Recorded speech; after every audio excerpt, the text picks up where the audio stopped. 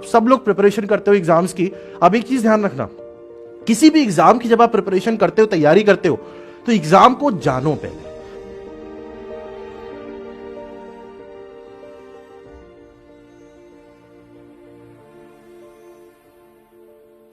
अगर मुझे इस पॉइंट से इस पॉइंट पे जाना है तो पहला काम होता है रास्ता पता कर लो, रास्ता देख के जाओ। ऐसे मत निकल जाओ रास्ता ढूंढ लेंगे रास्ते, ऐसे नहीं होता है। अगर आप ऐसे सोच के निकलोगे ना कि रास्ता तो मिल ही जाएगा वहां तक पहुंचने का, पूछते पाछते पहुंच जाएंगे, तो वो सही डिसीजन नहीं होगा। आप सबसे पहले एनालिसिस करो एग्जाम की, सिलेबस उठाओ। सिलेबस सबसे इंपॉर्टेंट चीज है, तभी हर एग्जाम अपना सिलेबस देता है, वो फालतू में नहीं देता सिलेबस। सिलेबस का मतलब उसी में से आता है पेपर। सबसे पहले आप सिलेबस उठाओ, उस सिलेबस को एनालाइज करो, उसके एक एक पॉइंट को समझो। उसके बाद उस एग्जाम के प्रीवियस ईयर पेपर उठाओ, 10 साल के पेपर उठाओ, और सिलेबस और उस पेपर को देख के पॉइंट और लिस्ट बनाओ कि कौन से टॉपिक से कितना क्वेश्चन आता है। यूपीएससी या किसी भी गवर्नमेंट एग्जाम का सिलेबस इतना सारा होता है, लेकिन हमें इतना पढ़ना नहीं होता।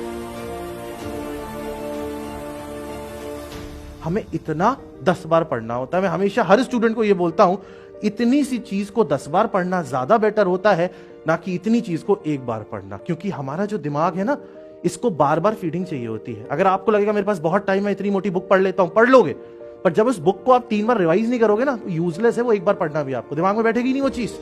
इसीलिए हमें एग्जाम से पहले लगता है यार कुछ नहीं पढ़ा, क्योंकि हम एग्जाम से पहले कोशिश करते हैं सब रिवाइज कर लें, वो हम कर नहीं पाते क्योंकि हमने तो इतना सारा पढ़ रखा होता है। तो पढ़ो मत इतना, एनालिसिस करो और क्रक्स निकालो, कोर निकालो, कोर पोर्शन, उसको 10 बार पढ़ लो। एग्जाम 100 में से 100 नहीं आते एग्जाम में, कोई एग्जाम 100 में से 100 में सिलेक्शन नहीं होता, आपको सिलेक्शन लेना है। और एक और चीज ध्यान रखना, ये मैं अपने साथ करता था जब मैं पढ़ाई करता था ना, तो नोट्स जब मैं बनाता था, नोट्स बनाने का एक बहुत बेसिक सा तरीका मैंने यूज किया था। वो तरीका क्या होता था? तरीका ये होता था कि जो हमारा जो ब्रेन होता है, इसकी एक स्ट्रेंथ है। स्ट्रेंथ क्या है? हम लोग पिक्चोरियल डेटा को कैप्चर कर लेते हैं, पिक्चर्स को।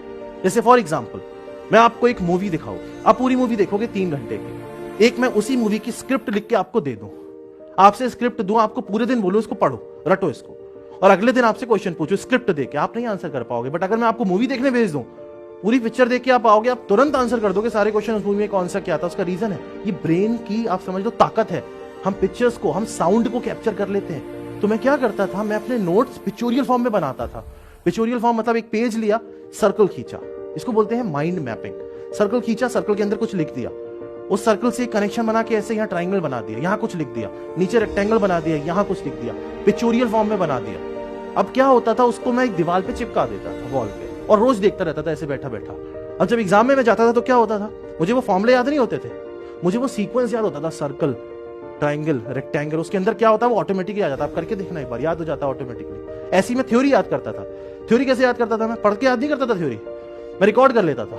रिकॉर्डर ले रखा था मैंने, एक छोटा सा रिकॉर्डर आता था 200 रुपए का, बहुत बढ़िया शानदार चलता है वो, गाने भी सुनता था मैं उससे कभी कभी। उसमें मैं रिकॉर्ड कर लेता था, क्या मैंने पूरा आंसर पढ़ा ये करके बोल बोल के, उसको कान में लगा के सुन लिया, वो याद हो जाता है। आप करके देखना, थ्योरी रिकॉर्ड करके अपनी आवाज में सुन लो, 2 बार रट जाएगी।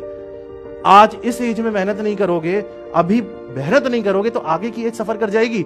ये 1-2 साल की मेहनत होती है जिंदगी में। इंसान को लाइफ में 2 बार मौके मिलते हैं, मैं आपको बता रहा हूं। पहला मौका जब आप स्कूल छोड़ के बाहर आते हो, उस टाइम आप मेहनत कर लो, जान लगा दो, ले लो कोई शानदार सा कॉलेज, टॉप लेवल का कॉलेज इंडिया का, बन गई लाइफ। दूसरा मौका नहीं ले पाया गया, बाई चांस स्कूल के बाद आप सीरियस नहीं थे, नहीं ले पाए। बहुत बच्चे प्रिपरेशन करते हैं, बहुत जगह जाते, नहीं ले पाए। दूसरा मौका मिलता है ग्रेजुएशन के बाद, जब आपकी ग्रेजुएशन खत्म हो जाती है, तब आपको लाइफ एक और मौका देती है कि बेटा अब पढ़ लो, अब सीरियस हो जाओ। अगर आप तब भी सीरियस नहीं हो तो फिर लाइफ मौके नहीं देगी अब आपको।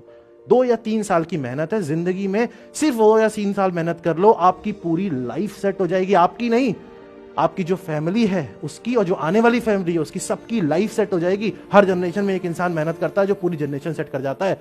देख लेना किसी का भी उठा के एग्जाम्पल, किसी का भी उठा के। मेहनत चाहिए होती है, बस जज्बा चाहिए होता है, कॉन्फिडेंस चाहिए होता है, आग चाहिए होती है, डेडिकेशन चाहिए होता है, डिवोशन चाहिए होता है, जो अंदर आपको बनाना है, डेवलप करना है।